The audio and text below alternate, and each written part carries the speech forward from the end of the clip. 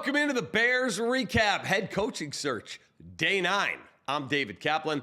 That's Ryan McCarthy. We got big news today that Mike McCarthy, who the Bears had asked for permission to talk to and it was denied by Dallas management last week, is parting ways with the Cowboys. They were unable to come to a contract agreement. Yeah, look, this is a good thing for the Bears. I mean, you thought this was a candidate that was off of your list, off of your radar, knowing that the 14th could have changed that. But you get a few days heads up now that things have changed. Mike McCarthy, to me, is as attractive now as any candidate that you have on that monstrous list. And you certainly know more about McCarthy than you do about Ben Johnson, than you do about any of these candidates that are coordinators. You at least know from running a CEO, running an organization, of what you're getting with Mike McCarthy. Yeah, Mike McCarthy's record, and everyone out there who's going, I don't know, Mike McCarthy. Okay, let me lay this number out for you, this stat, which it's our stat of the day in the recap rush hour today, courtesy of this guy. Listen to this. Mike McCarthy, in 18 years as a head coach, has had a 10-loss season 3 times. He's won a Super Bowl. He has got a 60% win percentage. In that same vein, the Chicago Bears have 8 10-loss seasons in their last 11, and they have 4 in a row. Yeah. Like, this dude's a massive upgrade. He developed Aaron Rodgers. He was there when they drafted him. He worked with Brett Favre. And Dak Prescott, I know they didn't have great playoff success. But the best years of Dak Prescott. Correct. Yeah. Correct. This year, Dak was injured, knocked out for the year. Micah Parsons was knocked out for quite a while. They played good football down the stretch. They did. They were 7-10. One of his 10-loss seasons was this year. But with Cooper Rush at quarterback, he's never lost more than 10 games in a season, mind you. Never lost more than 10. The Bears have done that, again, 8 times in the last 11 years. We could keep saying, like, the Bears could do worse than Mike McCarthy. He's 11-11 in the playoffs, Cap. I went on before we came on here to go back 22 playoff games for the Bears. 22. Right. He's coached in 22 games. 22. You go back 22 games in the postseason. That's the 1984 divisional playoffs for the Bears. That's 41 years ago almost. That's asinine. And for all of the people who are out there going, well, what has he done in Dallas? 12-5, 12-5, 12-5. You get blinded by Jerry Jones. That's what happens in Dallas. You get blinded by an owner who's also a GM who's making more sounds and doing more interviews than the head coach, which, by the way, I'm fine with. He doesn't have to come here to that noise. The owner wants nothing to do with the media here. If Mike McCarthy's the pick, and I don't want to hear this other stuff either. Well, we need a long-term coach. Oh, yeah? Who? Who comes here long-term? Because it'd be the first time they've done it in decades. And stop saying I'm scared of losing a coordinator because he's going to be too good. Please. I would love. Take one of our coordinators. I would love for someone to be that good. For the first time in 30 years, someone calls the Bears and goes, can we get permission to interview that guy? Because usually the guy they're looking to interview for the Bears is not in Chicago because he's already come through here and been fired or ousted elsewhere. Yeah, so Mike McCarthy will be out of contract 24 hours from right now, basically. So he is expected to talk to the Bears at some point in the near future. In addition, Thomas Brown interviewed today. Could he stay as a coordinator? Potentially, especially with Mike McCarthy. If he comes as the head coach, he's the play caller.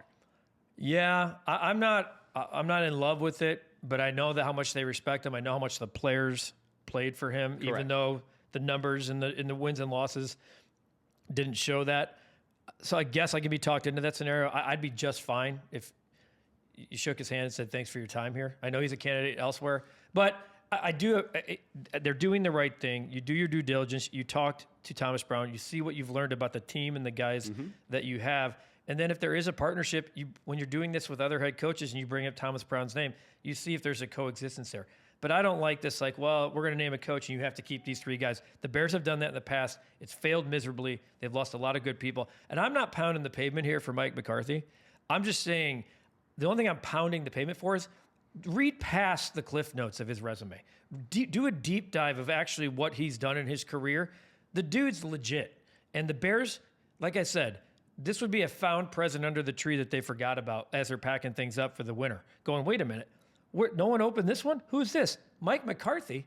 Oh, let's take a look. Rather than wait too long for a candidate you might not get. The other thing is Ron Rivera interviewed in person on Sunday. He wants the job. A friend of mine was with Ron. Ron was my old radio partner, and he said, I absolutely want to be the head coach of the Chicago Bears. My question is, I don't think that's the direction the Bears are going to go. I think they prefer to go offense, although they did look at Mike Vrabel, who's a defensive guy. He's now the head coach of the New England Patriots. But what if Ron Rivera says, all right, you hired McCarthy, I'll come as his DC and assistant head coach. Now you're talking. Now I'm in. Let's go. You can't have culture guy. He's a good dude. Yeah, and he knows this. Look, he's a Bear, right? Correct. He bleeds Bears. That's the kind of stuff, Cap, that I'm looking for. You hear the name Josh McDaniels it sounds like McDaniels is going to be the OC in New England, and a lot of people are going, wait, again? And it's because it works if he's a coordinator. If you can bring Ron Rivera into being your my point is, can you get as many smart people, as many former head coaches, as many former players on your coaching staff that are going to demand excellence, demand accountability, and demand change like the Detroit Lions did about 3 or 4 years ago? Let me just read all of you this. This is Mike McCarthy when he got his thing rolling in Green Bay. 11-5, 10-6, 15-1, 11-5, 8-7-1, 12-4, 10-6, 10-6, and then he hit the skids there at 7-9 and 4-7-1, and they parted ways in season. He immediately was scooped up by the Cowboys that offseason. They were coming off a bit of a downturn. They went 6-10, and then he got them to 12-5, 12-5, 12-5 this year without his quarterback Dak Prescott, 7-10. Look, you could do a whole hell of a lot worse than Mike freaking McCarthy. Ben Johnson's interview over the weekend, I spoke to someone very close to Ben Johnson today. He said he really enjoyed his talk.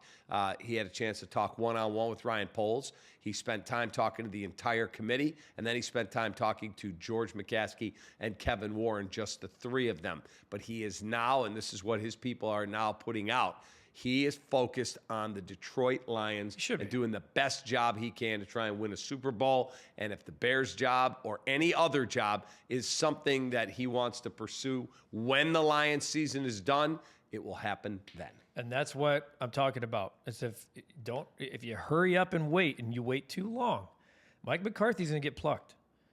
These guys are going to start interviewing other jobs, and pretty soon candidates are going to either do one of two things: they're either gone or they're staying. Correct. And now you're looking around going, all right, well, we got these 4 guys. Let's hire him. You take initiative. Like the New England Patriots, a lot of people don't like the way they handled things, but they knew the guy they wanted, and they went and got him. They fired the guy. The second the game was over, Gerard Mayo, thank you. Good job on your win. That's your parting gift. We're starting interviews right now because we want Mike Vrabel as soon as we can get him. And they got him. And Baltimore will play in Buffalo against the Bills. If the Ravens season ends, NFL rules, let's just make sure everyone's informed here. You cannot bring, whether a team's in the playoffs, out of the playoffs, to your building an assistant coach from the Dolphins, for example, like Anthony Weaver, until a week from today. Next Monday is when you could start making in-person interviews with current members of staffs in the NFL if their season is over. So if the Ravens do indeed lose Sunday night to the Buffalo Bills, you could have Todd Monken, their outstanding offensive coordinator, in. He's been the head coach at Southern Miss. He's been the offensive coordinator for 2 Georgia national championships, and now he is the OC for a really good Ravens team. He helped Lamar Jackson be MVP last year. He could win it again this year, him or Josh Allen. So there's some really good names. We will see where it all goes. I don't care that they interview 20 guys. I don't. Just get it right. Just get it right. When you find the guy you like, when the house... It's a little excessive. Mike Kafka's a little excessive. A little excessive. Mike Kafka's a little excessive. Drew Petzing of the Cardinals, maybe a great coach. He's not getting this job. My point is, when the guy does wow you, when there's some, then you pounce. Like, don't just pick, okay, well, round 1, interview 6. We'll come back to him next week. Right. No. If it's Mike McCarthy, if it's Joe Brady, if it's whoever's the next guy in the line, Ben Johnson, Aaron Glenn, whoever it might be, that's your guy. You are like a hawk over an expressway. When that piece of meat's available, you fly in and get it. Yeah. All right, that's day 9. Soon as there's news, keep it locked right here. regular Bears recaps. For Guff, I'm Cap. Bear down. Take that.